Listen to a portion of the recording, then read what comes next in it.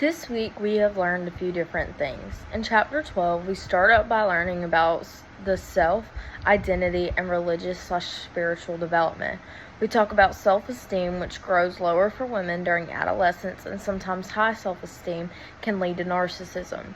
We learn about self-regulation and different types of identity, such as academic, religious, sexual identity, etc. Erikson believed that identity is constantly developed by internal psychological processes and external social context. We also learned about crisis commitment, identity, moratorium, and more. We then talked about different religious and spiritual developments, and in the 21st century, women are more religious than men.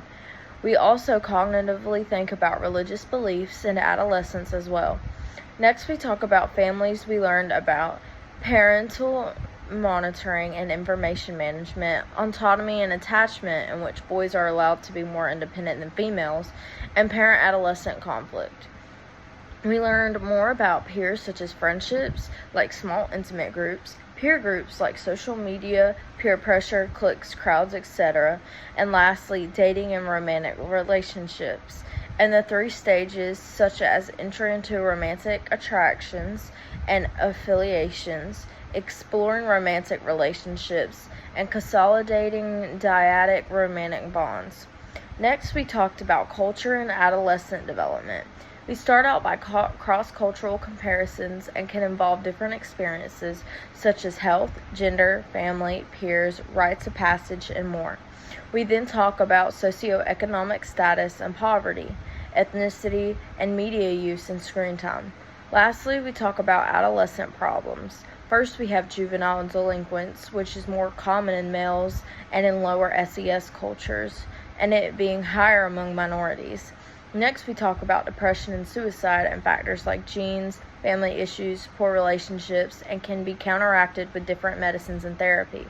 Finally, we talked about the interrelation of problems and success prevention/intervention programs, which are drug problems, sexual problems, juvenile delinquency problems, etc.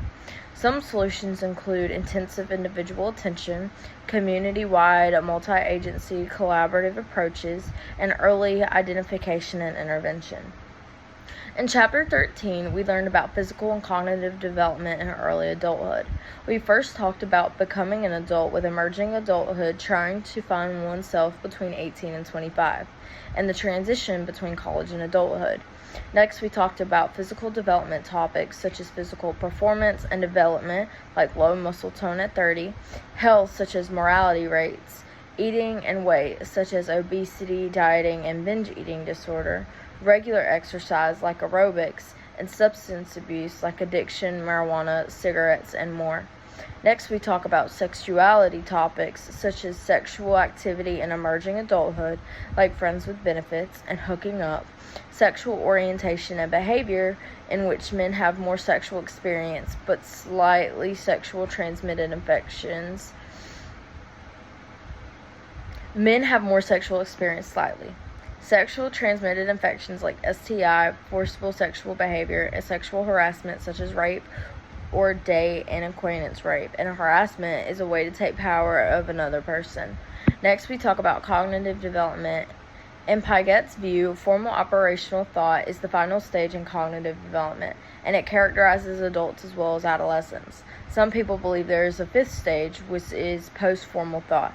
Next, we talk about achievement, careers, and work topics, such as achievement like mindset and self-efficiency, extrinsic and intrinsic movement, motivation, and grit. Development changes in careers, and according to Phyllis Mion, there is a career mystique, an ingrained cultural belief that engaging in hard work for long hours through adulthood would lead to status, security, and happiness. Finding a path to purpose, like, do you have any long-term goals, or what does it mean to have a good life? Monitoring the occupational outlook and the impact of work, whether it's part-time, full-time, dual earners in college, and even unemployment, and all the effects that unemployment can have. And that is what we learned.